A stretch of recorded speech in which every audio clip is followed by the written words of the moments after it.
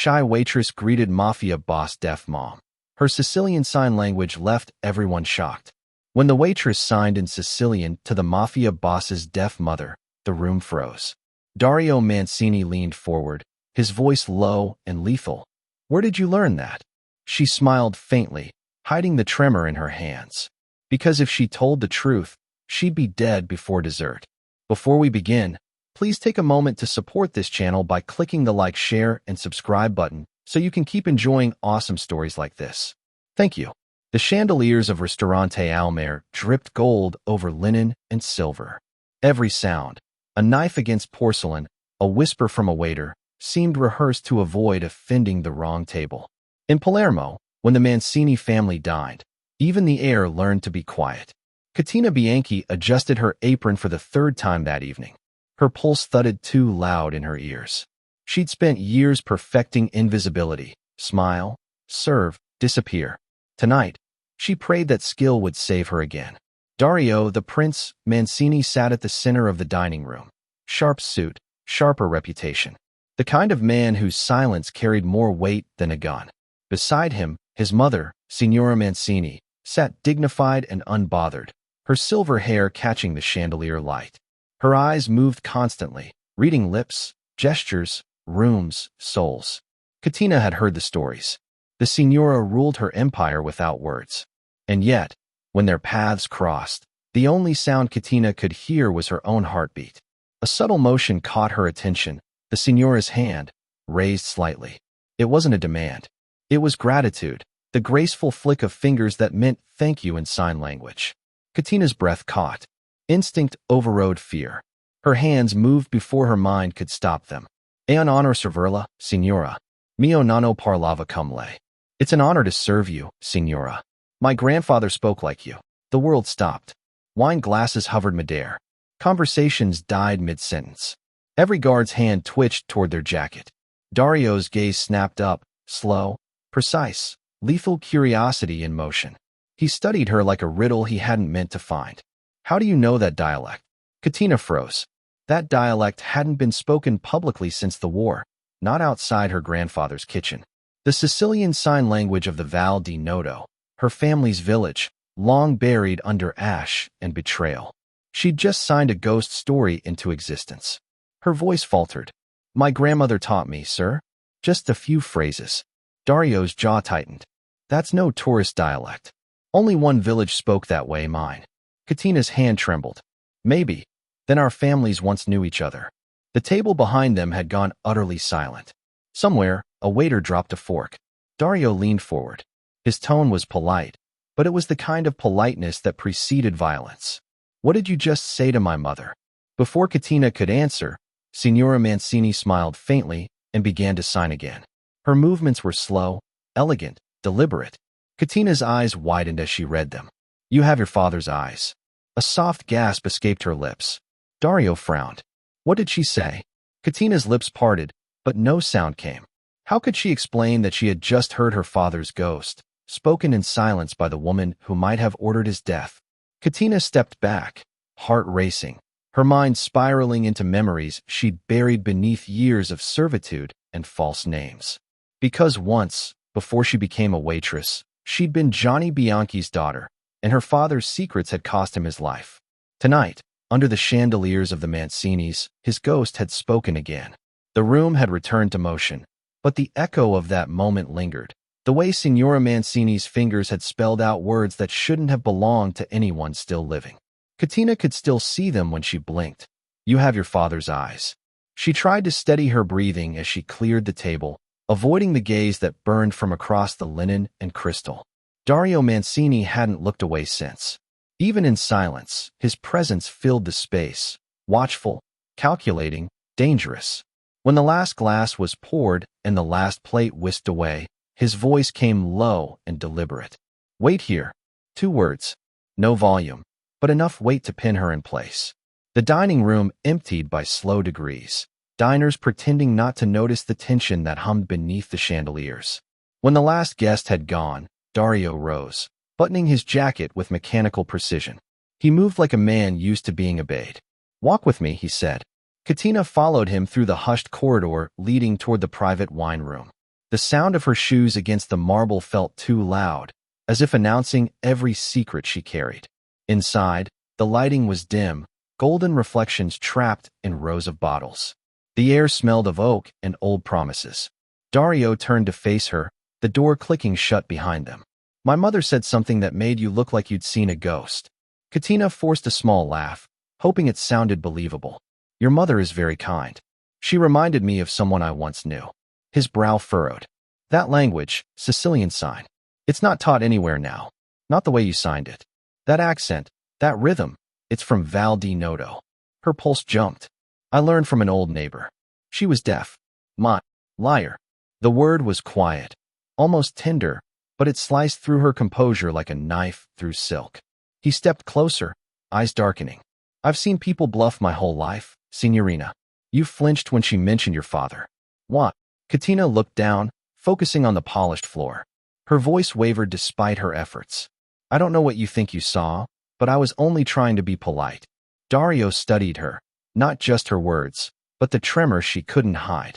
He leaned in, close enough that she caught the faint scent of tobacco and something cleaner beneath, like bergamot and rain. My mother doesn't believe in coincidences, he murmured. Neither do I. She met his gaze for the briefest second, and something shifted, not quite hostility, not yet trust, but a recognition neither could name. He straightened, adjusting his cufflinks. Go home, Miss Bianchi. But know this. If you're lying to me, you'll regret coming back to Palermo. Her heart stumbled over the sound of her true name. Before she could speak, he opened the door and gestured for her to leave. Your shift is over. The night air was cool, heavy with the scent of sea salt and exhaust. Katina walked faster than she needed to, every shadow whispering her name. The streets of Palermo never slept. They only changed masks after dark. She didn't turn when she felt eyes on her, though instinct screamed that someone followed. A reflection in a window confirmed it. A tall man in a dark coat, one of Dario's guards, keeping a measured distance. He sent someone after me. She forced herself to act normal, a woman walking home, tired from work.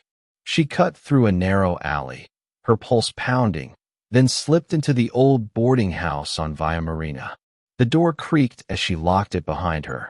Only when she reached her small apartment did she exhale. The room was cramped but clean, one bed, one window, and a rickety table she called her desk. Katina crouched beside a faded suitcase under the bed and pulled out an old tin lockbox. Her fingers hesitated before lifting the lid. Inside lay a man's watch, its glass cracked but still ticking faintly, the last thing returned to her after her father's death. Beneath it, a torn photograph, Johnny Bianchi shaking hands with a smiling Don Salvatore Mancini. Two men united by trust, one buried with lies. Katina ran a thumb along the photo's torn edge. Her father's smile looked real, almost proud. That photo had been taken weeks before he vanished, before the papers accused him of stealing from the Mancinis, before her mother fled with her to the mainland. For years she had believed the official story. Then, last winter, she'd found a letter hidden inside an old prayer book at her aunt's house, and signed, but unmistakably written in her father's hand. If this reaches you, know that I was right. The truth isn't buried. It's waiting. That single sentence had brought her back to Palermo, to the restaurant owned by the very family who had destroyed hers. She closed her eyes. The echo of Signora Mancini's signing filled her again. You have your father's eyes. How could the woman who'd supposedly ordered his death recognize her so easily? A sharp creak startled her, the window shifting under a gust of wind. Katina moved quickly to close it, peering down to the street below. The same bodyguard stood under a street lamp, pretending to smoke. Her stomach tightened. She let the curtain fall. If Dario Mancini thought she was a spy, she was as good as dead. But if he knew what she was truly searching for, maybe he would want the truth, too. The following evening, the restaurant buzzed with low conversation and clinking glass. Katina tried to disappear into routine, take orders, refill water, avoid the eyes that followed her. But when she entered the private dining area, her breath caught. Signora Mancini was back. The older woman sat in her usual place, elegant as ever, her hands resting lightly on the tablecloth. She turned toward Katina immediately, a faint smile curving her lips. She lifted her fingers and signed. I asked for you. Katina hesitated, glancing toward Dario, who sat beside her mother, his expression unreadable. The signora continued signing, slower this time, her movements deliberate, a rhythm from another life. You remind me of someone I once trusted. Katina's hands shook as she set the glass down. The signora noticed, her expression softening. Do not fear the truth, she signed. Fear the silence that protects it. Dario's gaze flicked between them, suspicion sharpening his features. What's she saying to you? Katina swallowed hard. She's complimenting the wine service, signore. It was a lie so fragile it trembled between them.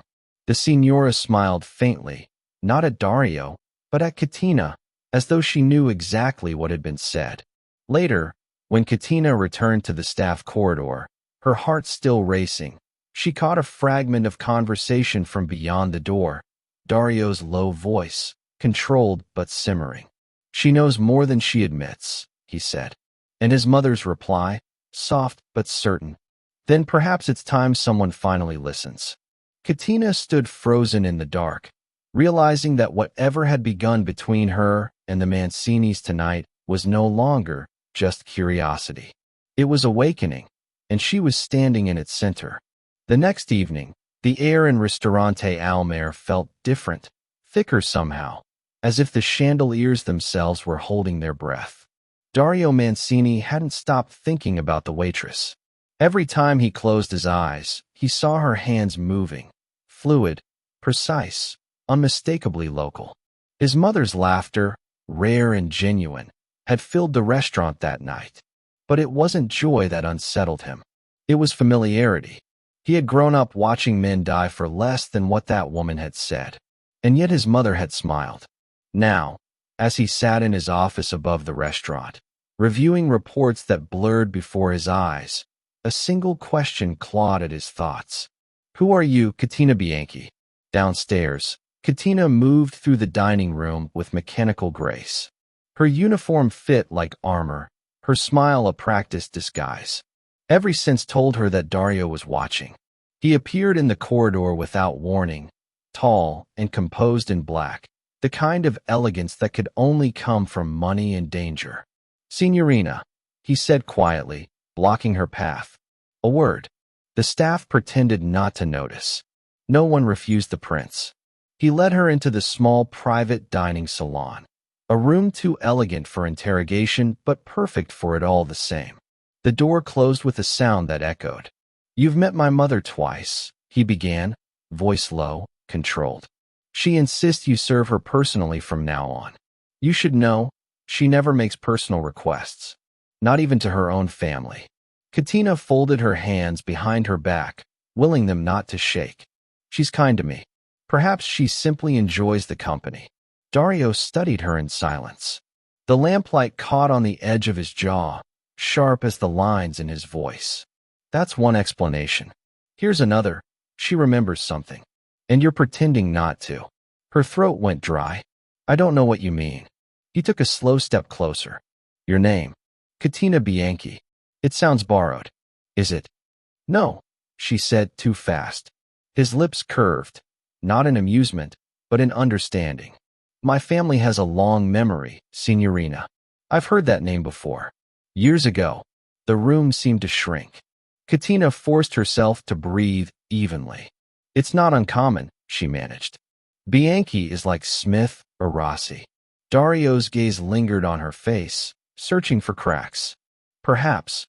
But your accent, your gestures, they're not from Palermo. You grew up inland, didn't you? Near Val di Noto. Her heart stuttered. He was right, and he knew it.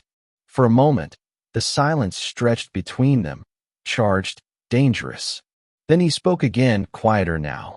My mother says you remind her of someone she trusted. I think you remind me of someone who lied to her. She couldn't help it. Her eyes flicked toward the door, the instinct of prey seeking escape. Dario noticed.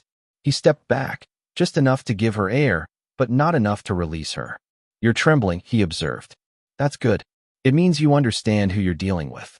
His words should have frightened her. Instead, they steadied her. "I'm not here to hurt anyone," Katina said softly. "And I've told you the truth." He tilted his head, studying her face, as if trying to decide whether to believe her or break her. Then, without warning, he smiled. A small, dangerous smile that didn't reach his eyes. "Let's hope so." He turned and left, leaving her alone with her pounding heart. By morning, Palermo's whispers had already reached his desk. He'd asked his men to dig quietly, background checks, employment records, anything on Katina Bianchi. What came back was worse than suspicion. Her documents were new. Too new. Issued 2 years ago, with no prior record.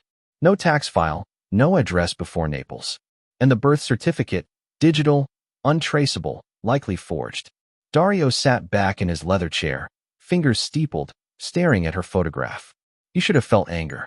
Instead, all he felt was curiosity, and something sharper that he didn't want to name. "What are you hiding, waitress?" That evening, Katina heard the whispers before she saw the faces. In the kitchen, 2 dishwashers spoke in hushed tones, unaware she'd entered. "Bianchi," she said, one murmured. "That name's cursed in this city. Wasn't there an accountant years ago? Worked for the old boss, Salvatore Mancini." "Yeah. Stole from him," they said. "He disappeared. Whole family gone after that." A pause. "You think she's?" "Could be. Same eyes." Katina froze, the tray in her hands trembling. The clang of metal brought both men's heads up. "Need help with that?" one asked, too casually.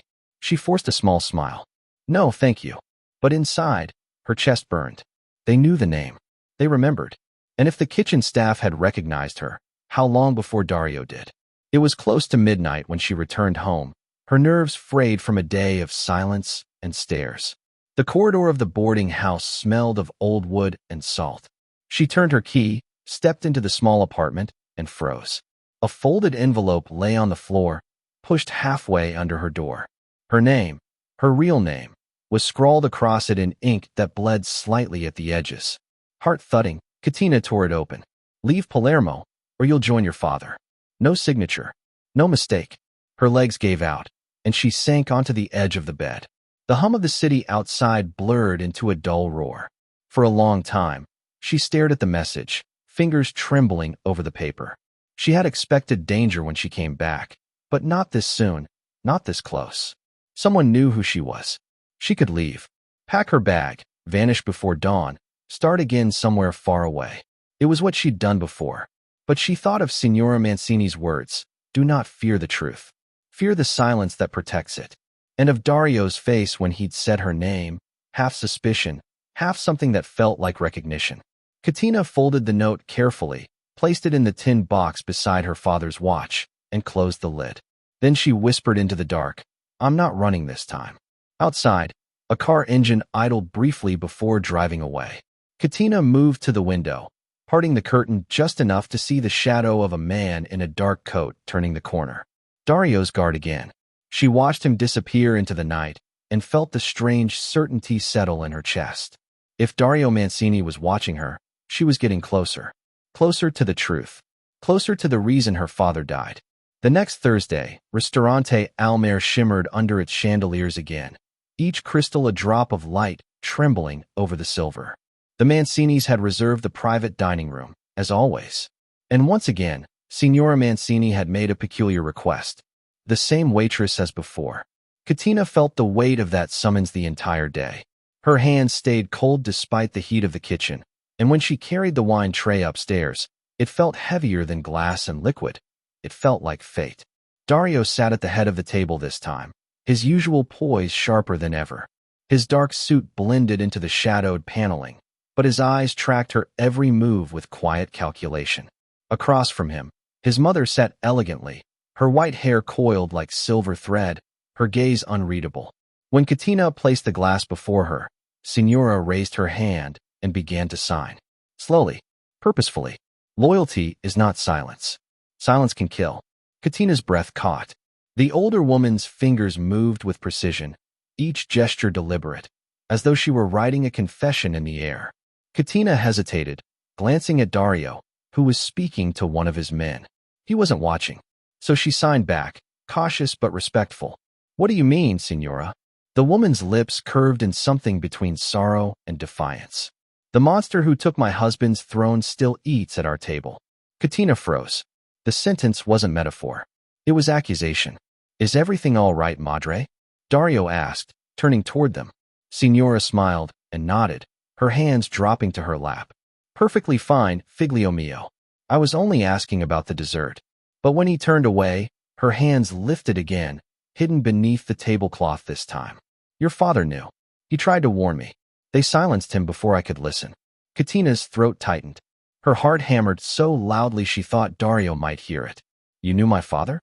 She signed back, trembling. Signora nodded once, slow and deliberate. Her eyes softened in memory. Johnny Bianchi was loyal. Too loyal. He believed in honor, not power. That was his mistake. Katina felt tears sting her eyes. For years, she'd lived with only fragments, rumors, half-truths, the weight of a name turned curse. But this woman, this enemy, was confirming everything she'd feared and hoped. They said he stole from you. Katina signed, barely breathing. Lies, the Signora replied sharply. He found the truth. Wrote it down. Hid it where even death could not find it. Katina frowned. What truth? The woman's fingers slowed, her movements almost reverent. My husband, Don Salvatore, did not die of illness. He was murdered, and the man who did it wears his ring. The words struck like thunder in silence. Katina leaned in slightly, pulse roaring in her ears. Who? She mouthed. But before the answer came, Dario's voice cut through the quiet. What are you telling her, Madre? He stood now, his presence filling the room. The warmth of the candlelight turned to heat. Signora's hand stopped.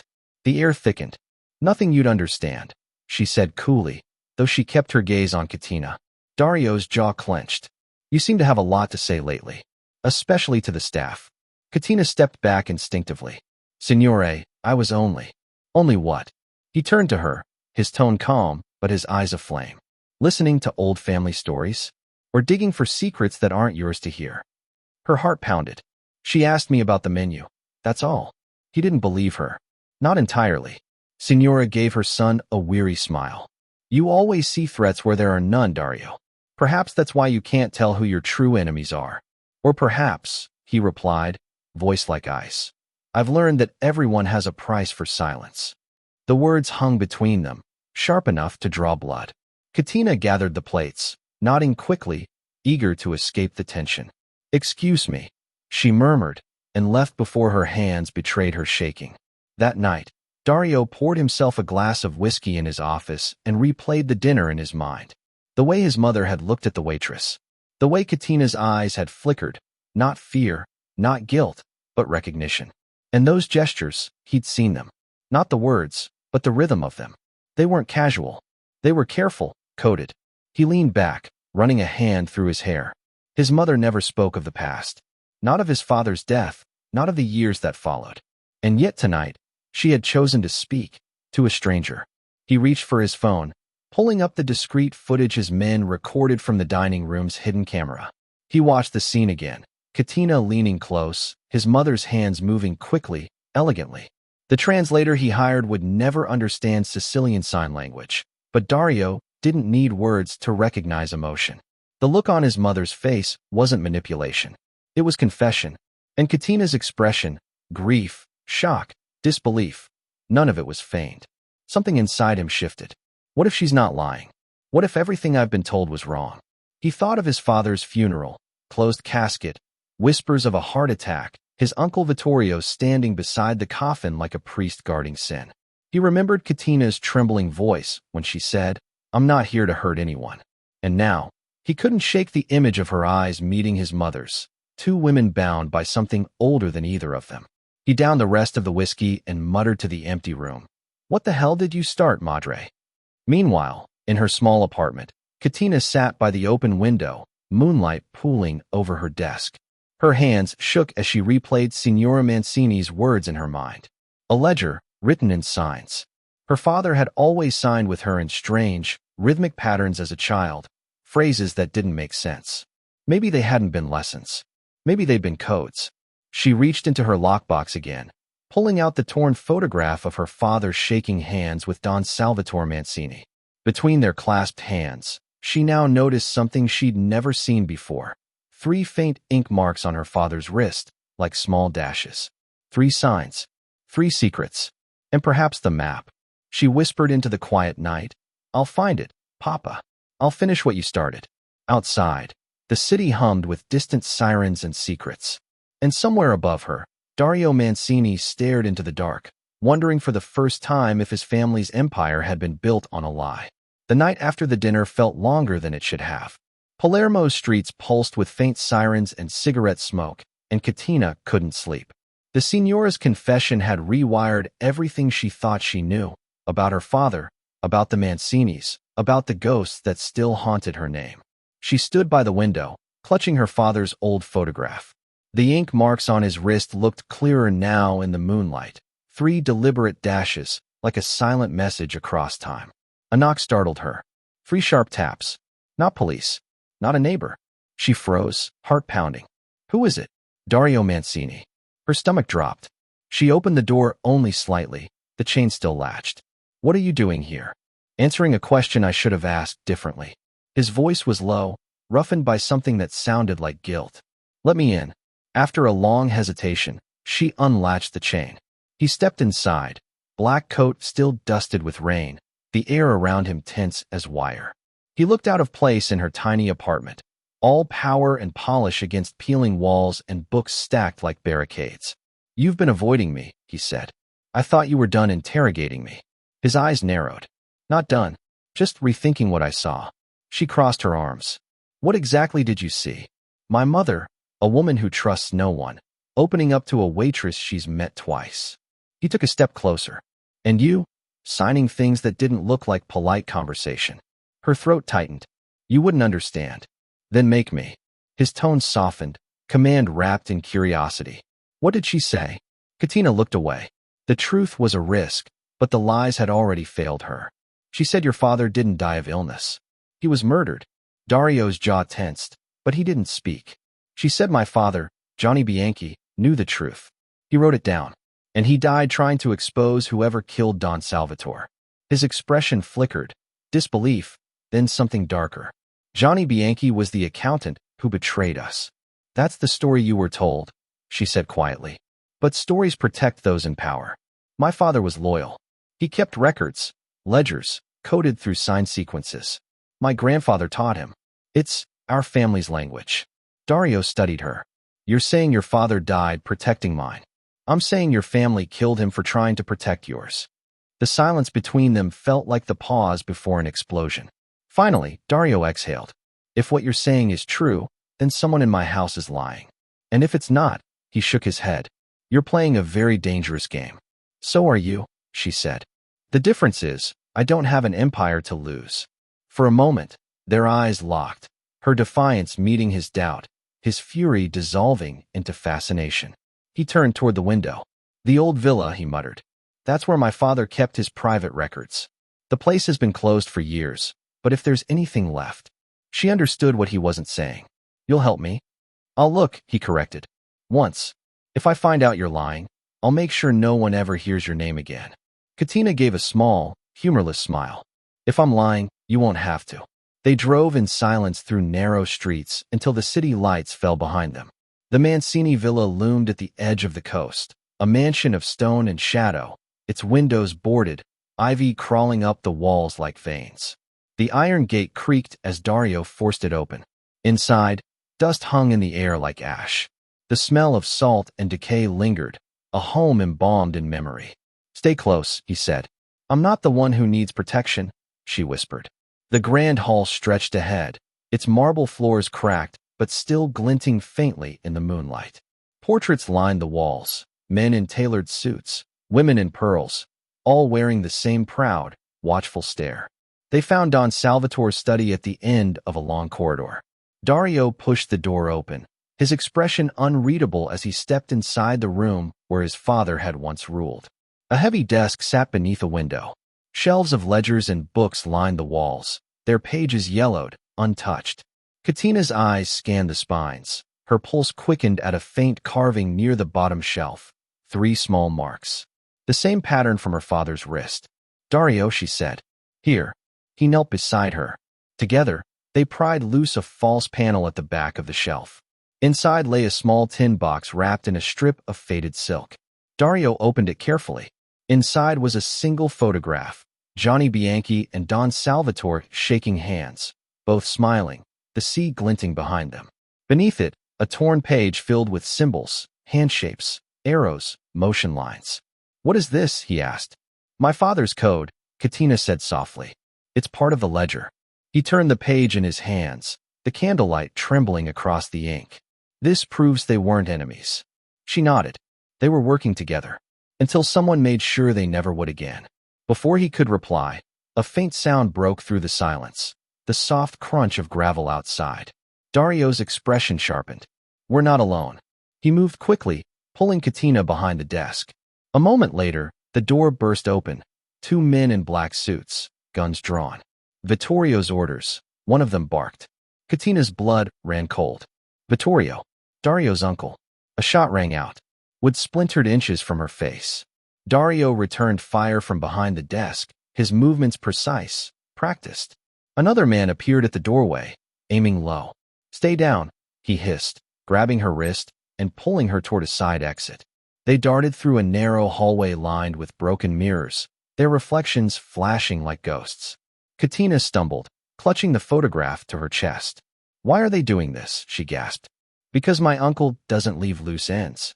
They reached the back courtyard, the moonlight pouring over the sea beyond. A black car idled near the gates, more men waiting. Go, Dario said, handing her the fragment of the ledger. Take the cliff path. Head toward the fisherman's pier. There's a boat there. Use it. What about you? He smirked grimly. I'm the distraction.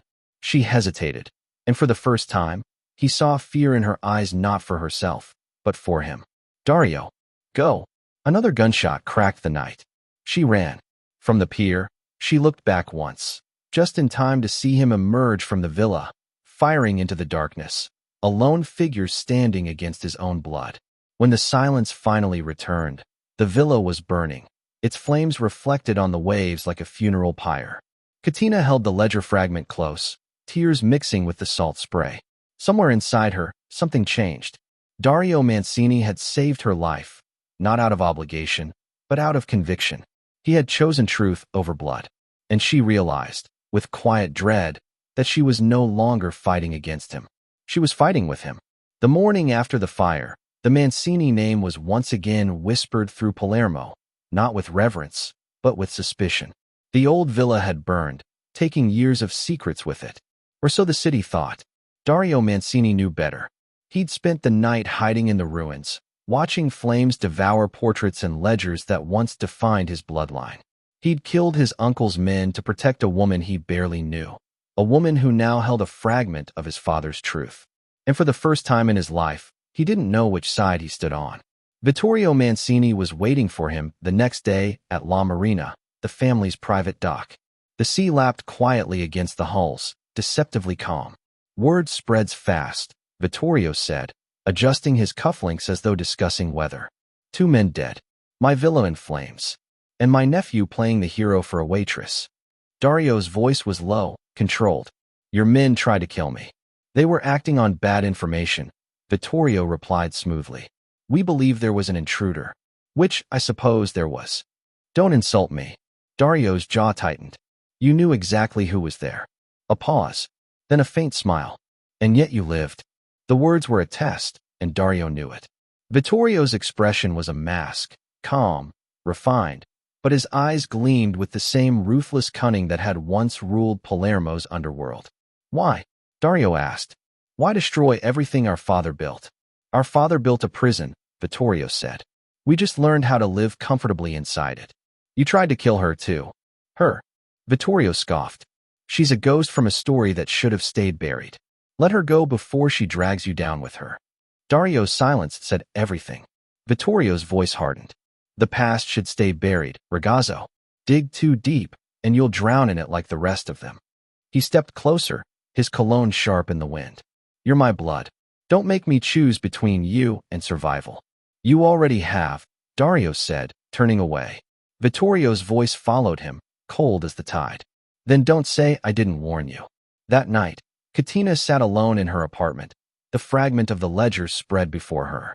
The page was a maze of hand shapes and arrows, the coded rhythm of her childhood resurfacing in whispers. Her fingers moved slowly, tracing the sequence she remembered her father using when he tucked her into bed. 3 taps for truth, 2 for danger. She translated carefully, her heart hammering faster with every line that took shape. The order came from within the house. The signora gave the blessing. The accountant was to be silenced quietly, for betrayal that was never his. Her breath caught. The signora gave the blessing. No, it couldn't be. She read it again and again. The meaning didn't change. It wasn't Vittorio who ordered her father's death. It was her, Signora Mancini, the woman whose trembling hands had confessed sorrow and loyalty. The same woman who'd looked at her and said, "You have your father's eyes." Katina's chest tightened until she could barely breathe. The room felt smaller, the air thick with betrayal. She'd come to Palermo seeking the man who killed her father. She hadn't expected to find him in the eyes of someone she'd started to care for, or in the heart of the woman who had welcomed her, however briefly, into their circle of lies. Tears blurred the ink. "Why, Signora?" she whispered. "Why him?"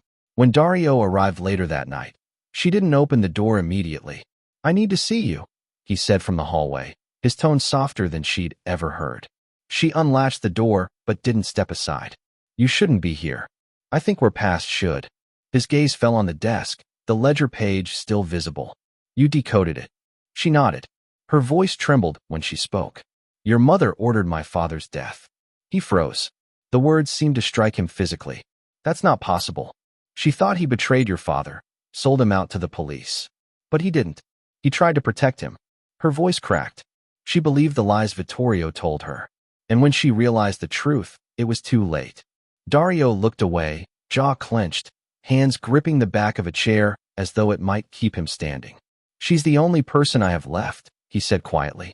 "The only one who didn't lie to me." Katina shook her head. "She lied to both of us." For a long moment, neither spoke. The distance between them felt like an ocean. Finally, he said, "I'll speak to her." "No," Katina's eyes flashed. "This isn't something you talk about over tea. She killed my father, Dario. She ended his life because your family's pride couldn't bear the truth." "She's my mother," he snapped. "And he was my father," she shot back. "And both of them are ghosts now because neither of us had the courage to see the rot beneath the gold."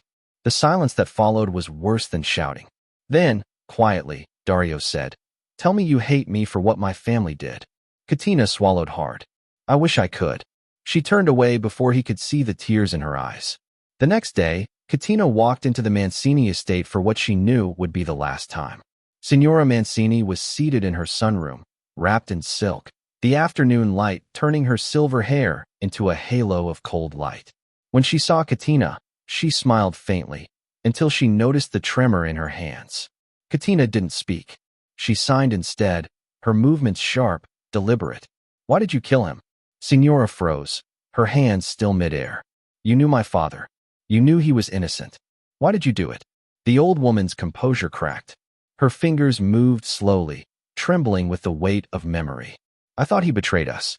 Vittorio said he sold Salvatore's secrets to the police. I believed him. I gave the order. And when I learned the truth, it was too late." Tears welled in her eyes as she signed the final words. "I killed the wrong man."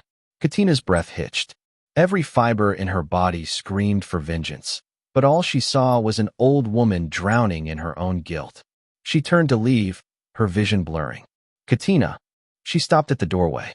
"You had the power to end the cycle," she whispered. "Instead, you became part of it."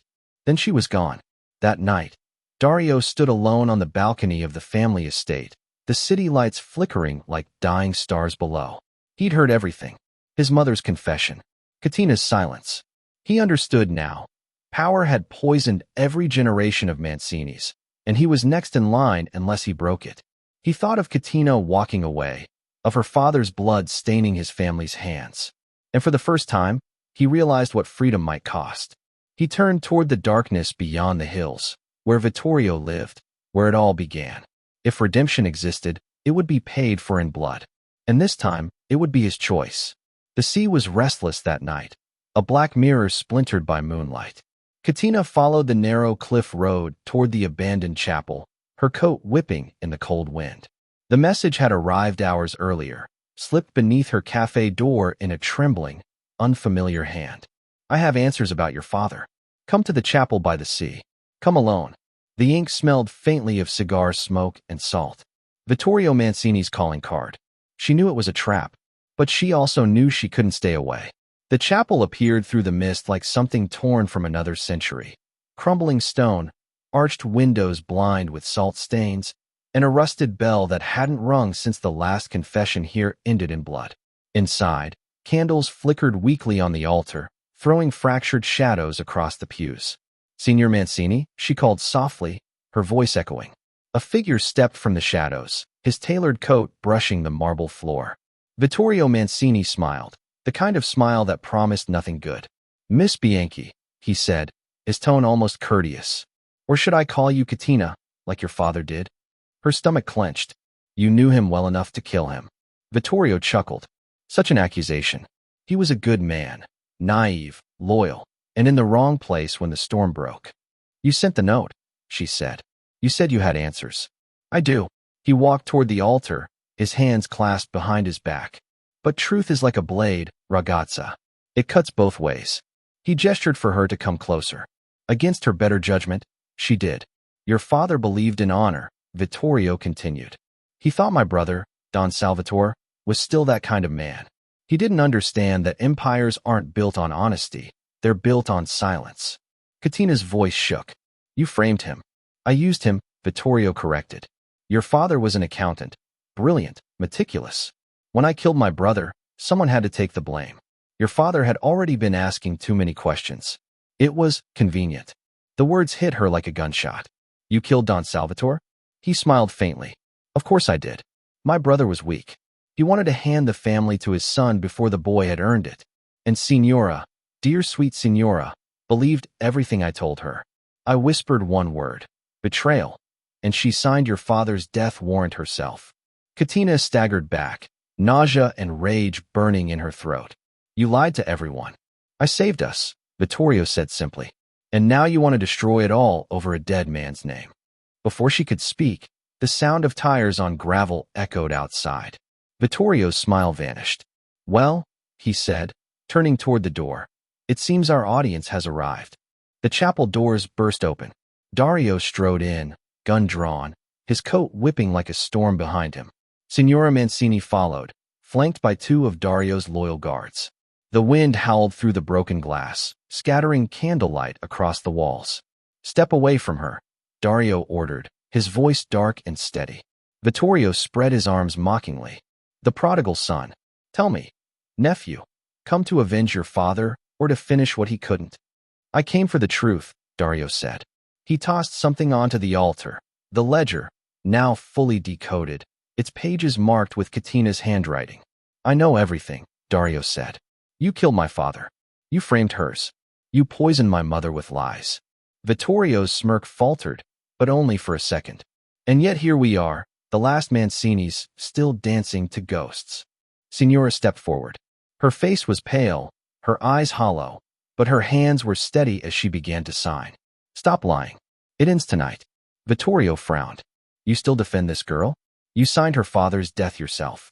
The old woman's hands shook. She signed again, slower this time. I believed you. You said Johnny betrayed Salvatore.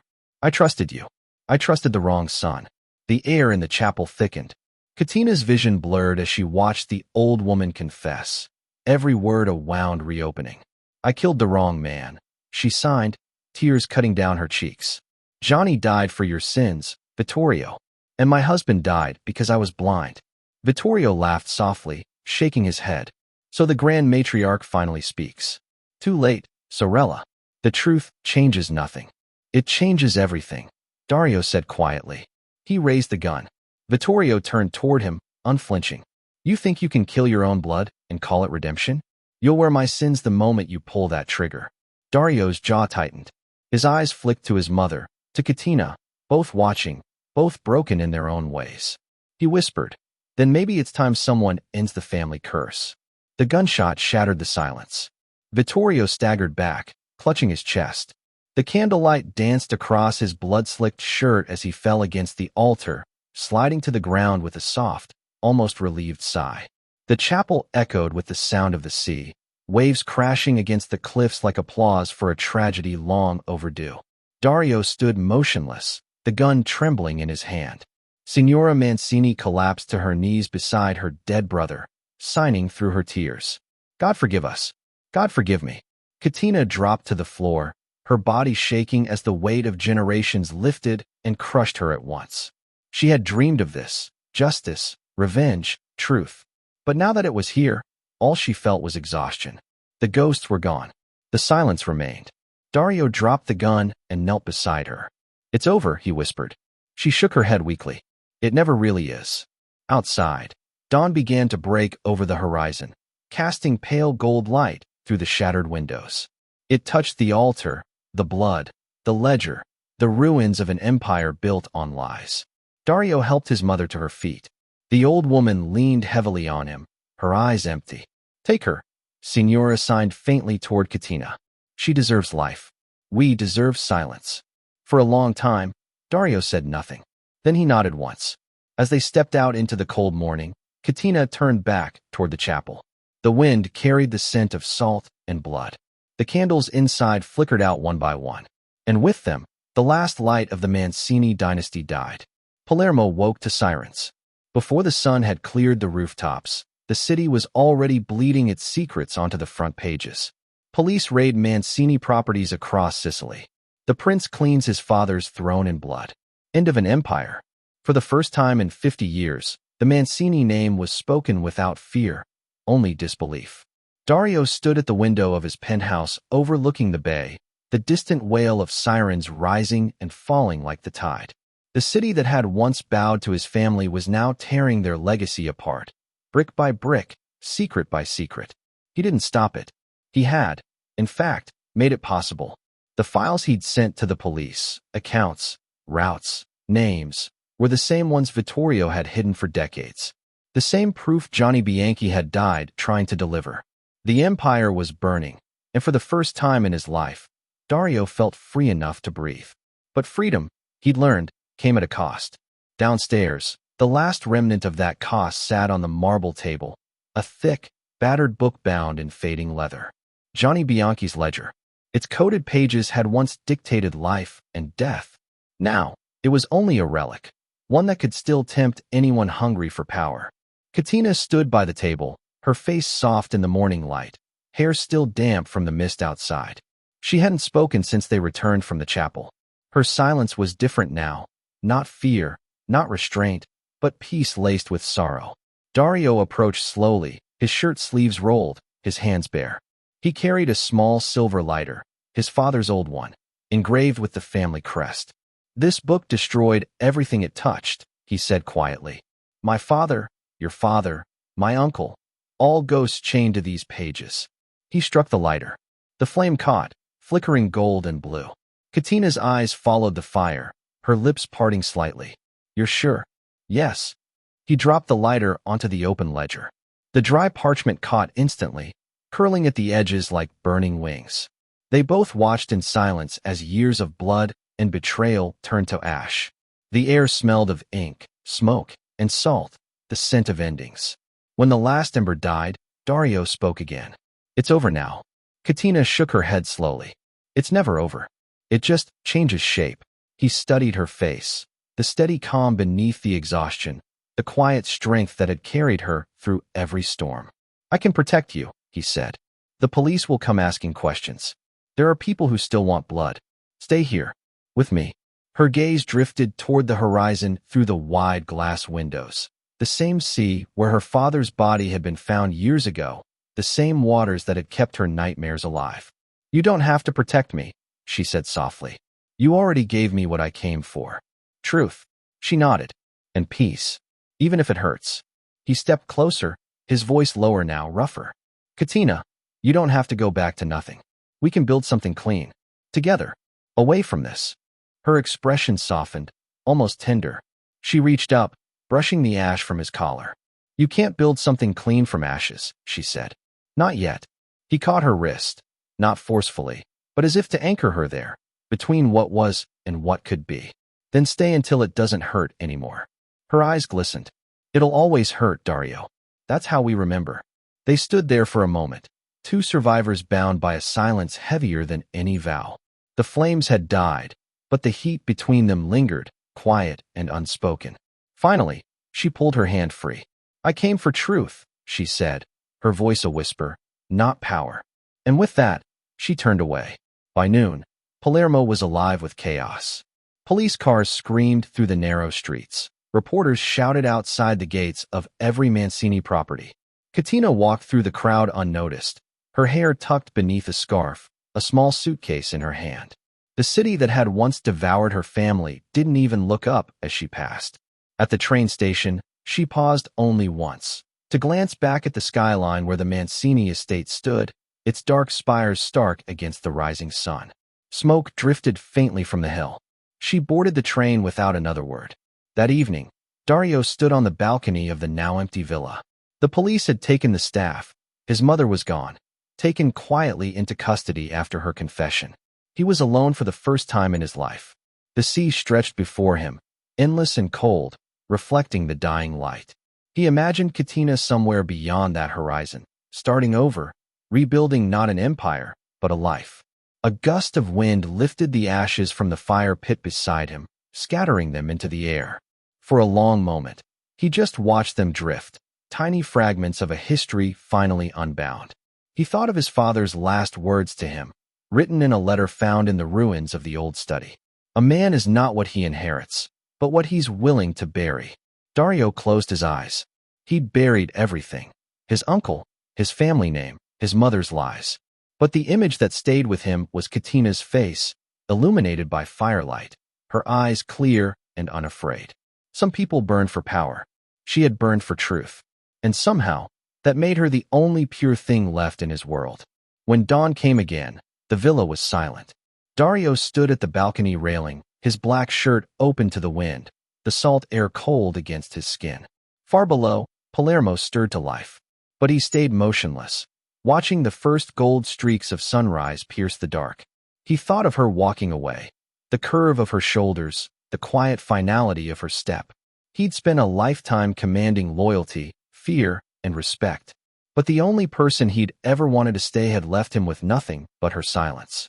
Still, that silence was different now. It wasn't the silence of power or guilt. It was peace. And maybe that was enough. He turned his face toward the horizon, whispering into the wind, "Go find your light, Katina. The rest of us will live in the shadow we made." The sun climbed higher, burning away the last of the night. The ashes were gone. The ghosts were quiet. And Dario Mancini, the last prince of a broken empire, stood alone on his balcony, watching the woman who destroyed and saved him disappear into the sunrise. The sea at Cefalu whispered differently than the one in Palermo. It was softer here, not a roar of power or warning, but a lullaby of renewal. Every morning, the waves brushed against the rocks like a ritual cleansing, carrying away the ghosts of the island's darker shores. Katina Bianchi lived by that rhythm now. She rose with the dawn, opened the shutters of Café Luce, and let the morning light spill through the windows like forgiveness. The cafe sat on a narrow corner by the promenade, its sign hand-painted and slightly uneven.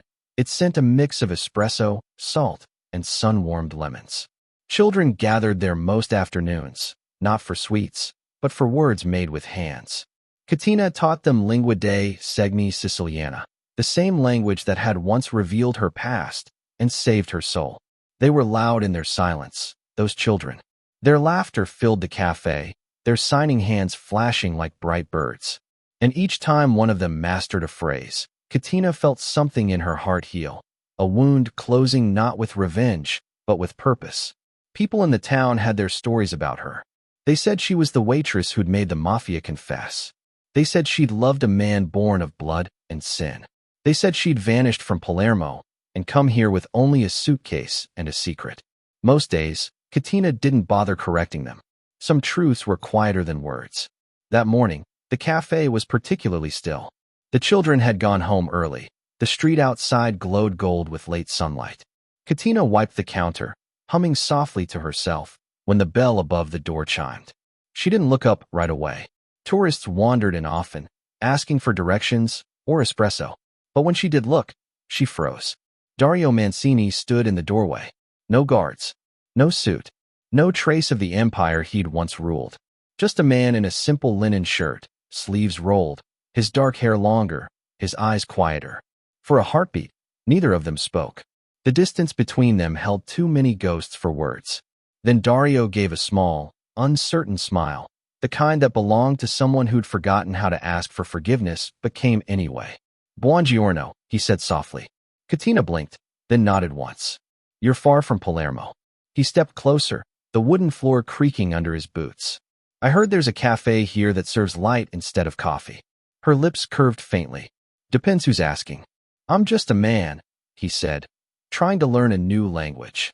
Then, slowly, hesitantly, he raised his hands.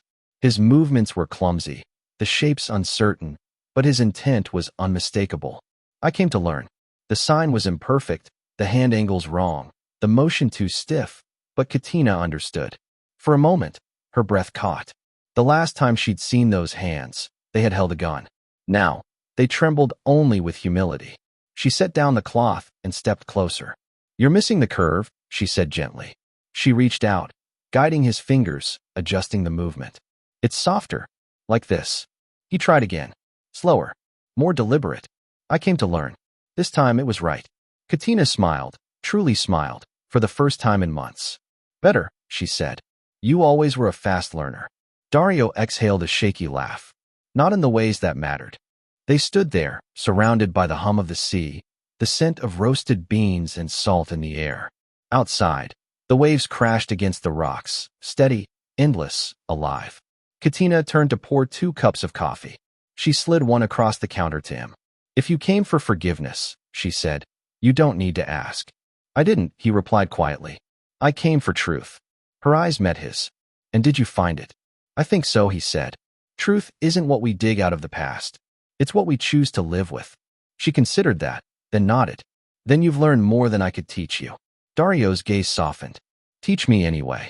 They moved to a small table near the window, where the light turned everything gold. Katina showed him the basics. Finger spelling, greetings, expressions. His movements were awkward at first, and she teased him for it. He took it with a quiet smile, the way a man does when he's grateful just to be seen. For every sign he got wrong, he repeated it until he didn't. Their hands spoke more than their words did. Apologies without saying sorry, gratitude without the weight of guilt. At one point, Katina looked up and caught him watching her, his expression calm but full of something deeper, a peace she'd never thought he'd find. How's your mother? She asked softly. She's alive, he said, in a monastery outside Palermo. She writes sometimes, mostly prayers. And you? He hesitated. I sold everything. The houses, the cars, the name. She studied him, her eyes gentle. So what are you now? He smiled faintly. A man with 2 hands, and something left to learn. They shared a quiet laugh, the kind that came from relief more than humor. As the afternoon faded, the cafe filled with warm light. The children's drawings, of hands forming words, hung along the walls. Dario glanced at them, admiration flickering across his face. They look happy, he said. They are, Katina replied. They don't carry ghosts. He looked out the window toward the sea. Maybe one day, neither will we. She didn't answer, but when she placed her hand gently over his, just for a moment, the gesture said everything. Outside, the waves crashed, white and wild, but inside Café Luce, there was only stillness. Not the silence of fear, not the silence of secrets, but the kind that comes when 2 people finally understand each other without needing to speak. Dario signed once more, slowly, deliberately. Thank you. Katina corrected the angle of his hand, smiling softly. No, she signed back. You're welcome. The sun dipped low, painting the cafe in amber. The air hummed with something sacred, not love exactly, but something just as enduring. When he finally rose to leave, Dario paused at the door. You'll keep teaching? He asked. Always. He nodded, stepping into the light. The bell chimed softly as the door closed behind him. Katina watched him disappear down the promenade until the crowd swallowed him whole. Then she turned back to her little cafe, her world of light and silence, and began wiping the counter again, her heart quiet, her hands steady. Outside, the waves kept speaking in their endless rhythm. Inside, Katina finally understood. In the silence they created, truth finally spoke.